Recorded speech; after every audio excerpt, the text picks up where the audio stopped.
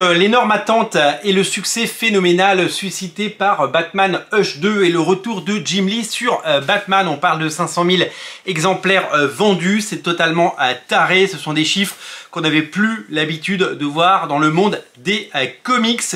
Je me suis posé la question, est-ce qu'il y avait une star au-dessus de Jim Lee, une star capable de fédérer autant, capable de créer un événement, une star capable de vendre autant de comics. Alors je me suis un petit peu penché sur les créateurs d'hier et d'aujourd'hui et je me suis demandé est-ce qu'il y avait une star à la hauteur de Jim Lee.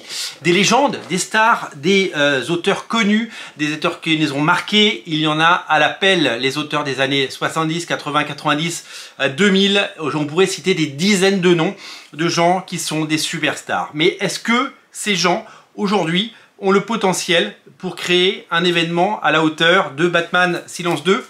Et quels sont les auteurs aujourd'hui capables de vendre 100, 200, 300, 400, 500 000 exemplaires d'un comics? On a vu des succès récents sans vraiment de superstar. La star, c'était le produit, comme on dit. Absolute Batman a été un formidable succès, principalement peut-être parce que eh bien, c'était un nouveau numéro 1 de Batman, c'était une nouvelle gamme, qu'il a eu énormément de promotions. Évidemment, les ventes ont diminué, mais on est aussi pas loin des 500 000 exemplaires, c'est ce qui nous prouve que il peut y avoir des coups d'éclat, il peut y avoir des choses comme ça. Mais la question que je vais vous poser, la question à laquelle je vous demande de répondre dans ces pages, c'est dans ces commentaires, c'est eh bien combien y a-t-il d'auteurs capables de rivaliser avec Jim Lee sur leur simple nom? Est-ce que eh bien certains auteurs peuvent vendre 500 000 exemplaires ou 400 000 exemplaires d'un comics sur la seule base de leur nom? Quels sont les auteurs qui ont le potentiel pour ça? Je me suis un petit peu penché là-dessus, j'ai voulu savoir, j'ai voulu comprendre.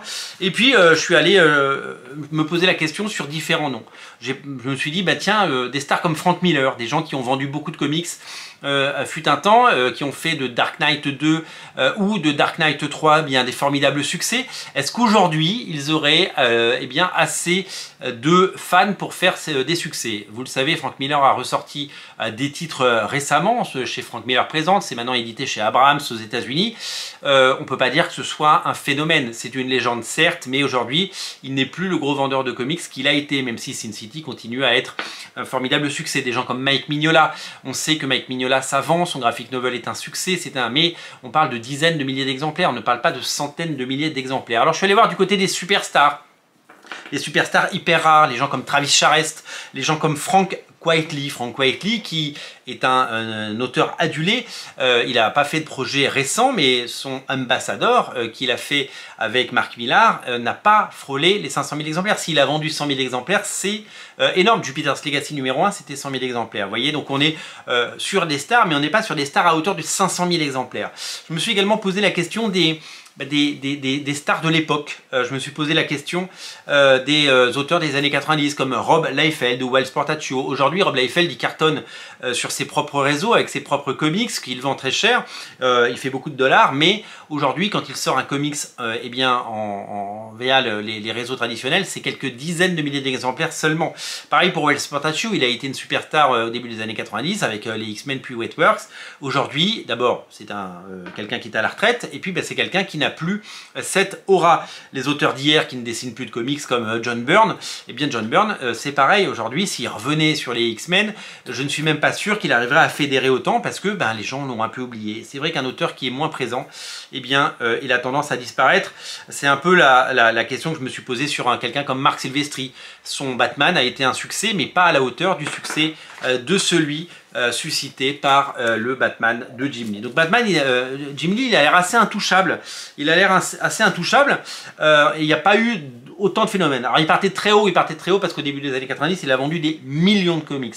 Donc même s'il en vend aujourd'hui des demi-millions, c'est sûr que c'est très peu comparé à ce qu'il a vendu à l'époque, mais ça reste l'auteur numéro 1 des années 90 qui reste l'auteur numéro 1 de 2025. Le problème c'est, est-ce que il y a eh bien, une relève? Est-ce qu'il y a des auteurs qui sont capables aujourd'hui, demain ou après-demain, d'aller chercher ces ventes? Et quand Jim Lee prendra sa retraite, bien méritée, est-ce qu'il y aura des auteurs capables eh bien, de vendre autant? Je me suis posé la question de ces auteurs des années 90 qui ont émergé après Jim Lee.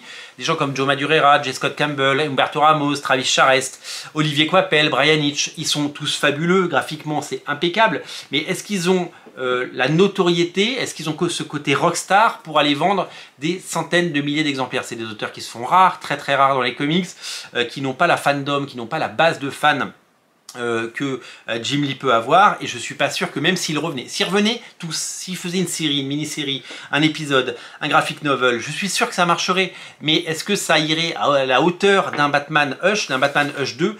Eh bien, je ne sais pas, je ne pense pas, parce que aujourd'hui, je ne vois pas d'autres auteurs tels que Jim Lee capable d'atteindre ces sommets. Je me suis également posé la question sur les deux superstars d'aujourd'hui, les deux superstars que sont Pepe Larraz et Jorge Jiménez.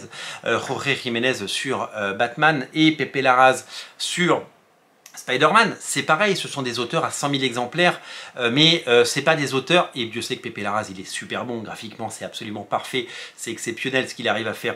Jorge Jiménez, c'est exceptionnel également. Ce sont deux auteurs absolument fabuleux. Et pour moi, ce sont des auteurs qui méritent bien sûr bien tout le succès qu'ils ont, et j'aimerais qu'ils soient encore plus connus, et j'aimerais que ce soit à la relève et qu'ils arrivent à vendre à hauteur de... en fait, je voudrais qu'un Pepe Larraz aujourd'hui soit le Jim Lee de 1991. Il faudrait que Pepe Larraz, quand il fait un Spider-Man 1, ça se vende à 2 millions d'exemplaires. Or, on le sait, c'est plutôt autour de 100 000 exemplaires parce que le marché n'est plus ce qu'il était, et c'est une évidence. Mais c'est des auteurs qui méritent.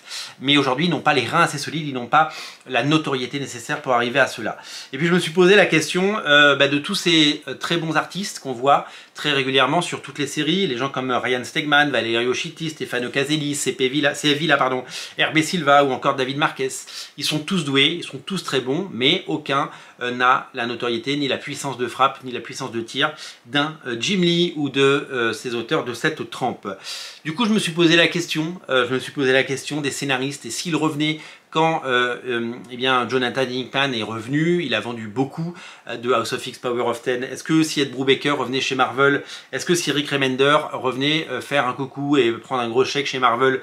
Est-ce que Brian Kevogan ou Mark Millar, s'il revenait, est-ce que on arriverait à atteindre ces sommets-là? Alors peut-être avec Mark Millar, c'est peut-être le seul que je vois. Je pense que des auteurs comme Brubaker et Remender ou Vaughan, ils vendraient sans problème plusieurs centaines de milliers d'exemplaires avec l'association d'un bon dessinateur. Mais Mark Millar, je pense que c'est peut-être le seul qui arriverait à ce niveau-là de notoriété et à ce niveau de truc. Maintenant, je vais vous donner mon avis. Je pense que, et je vous l'ai déjà dit, je pense que les stars des années 90, les stars des années 2000, les stars des années 2010 et 2020 n'ont pas émergé. Il y a des superstars, il y a des dessinateurs géniaux, mais ils n'ont jamais réussi à tirer le marché vers le haut. Je pense qu'il y a toute une génération qui nous a fait défaut. C'est la génération Joe Madureira, J. Scott Campbell, Humberto Ramos. C'est les gens qui auraient dû prendre le relais de cette génération dorée des années 90 et qui sont tous partis faire un peu autre chose, même si Humberto Ramos a finalement été très très présent chez Marvel ces 20 dernières années. Tout seul, il ne pouvait rien faire, il fallait être un groupe Image Comics. Quand ça a eu un succès au début des années 2000, c'est parce que c'était l'association de 7 dessinateurs d'exception et de 7 talents, de 7 auteurs qui vendaient énormément. Je pense que ces scénaristes n'auraient pas forcément le potentiel. J'avais un autre nom en tête que j'ai oublié de citer, quelqu'un comme Joey Quesada qui va revenir, vous le savez, avec un projet chez Marvel Knight et un projet chez Dupuis. Il a 2 projets en cours pour cette année, entre cette année et l'année prochaine. Quesada, pareil, il va vendre, mais il va vendre 100 000 exemplaires. Il n'arrivera jamais à 400 ou 500 000 exemplaires. Alors du coup, je me suis demandé quel dessinateur et quel projet, en tout cas, pourrait réussir à rivaliser avec le Batman de Jim Lee. Quel projet pourrait enfin toucher un large public? Eh bien, c'est la question que je me suis posée. Je me suis longtemps gratté la tête et j'en suis revenu à deux projets. Je me suis dit 2 choses. Je me suis dit qu'il en avait été question, c'était une rumeur avant qu'il se relance sur Batman. Est-ce que Jim Lee ne ferait pas un retour chez Marvel? Il faudrait qu'il quitte ses fonctions chez DC. Est-ce qu'il ne ferait pas un retour sur les X-Men? Rendez-vous compte, s'il revenait sur les X-Men, le potentiel que ça pourrait avoir, avec ou sans Chris Claremont. S'il revenait faire 6 numéros des X-Men, ce serait tout simplement exceptionnel. Je pense que là on pourrait enfin rivaliser, mais ce serait du Jim Lee qui rivalise avec du Jim Lee. Du coup je me suis posé la question de qui d'autre avait aujourd'hui les reins solides, et dans les deux noms, Jim Lee plus celui que je vais vous donner, on se rend compte que ce sont des dessinateurs d'hier, des dessinateurs qui sont bientôt à la retraite, des dessinateurs qui ont tout donné pour les comics, mais que ce ne sont pas des auteurs de la nouvelle génération, et que malheureusement je ne vois personne arriver à avoir ce potentiel de vente dans les années à venir. Je peux me tromper et j'espère que je vais me tromper. L'autre, c'est évidemment le Todd Father, c'est évidemment Todd McFarlane avec évidemment Spawn et Spider-Man. Et je me suis dit une chose, soit il revient un jour sur Spider-Man, mais il faudrait un très très gros chèque, refaire un graphic novel, refaire un numéro spécial, soit un crossover. Il en avait été question à la fin du Covid.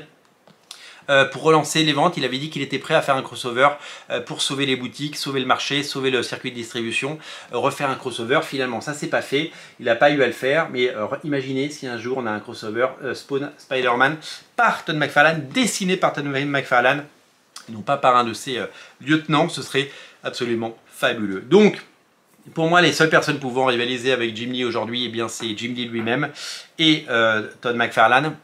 Sur Spawn et Spider-Man, je ne vois personne rivaliser avec ça et atteindre ce niveau. Personne n'est en termes de notoriété, en termes d'aura, en termes de rockstar, n'est au niveau de Jim Lee. Et je pense que DC Comics a bien raison de le gâter et d'en faire évidemment sa superstar, parce que c'est beaucoup de ventes et c'est surtout des titres qui restent.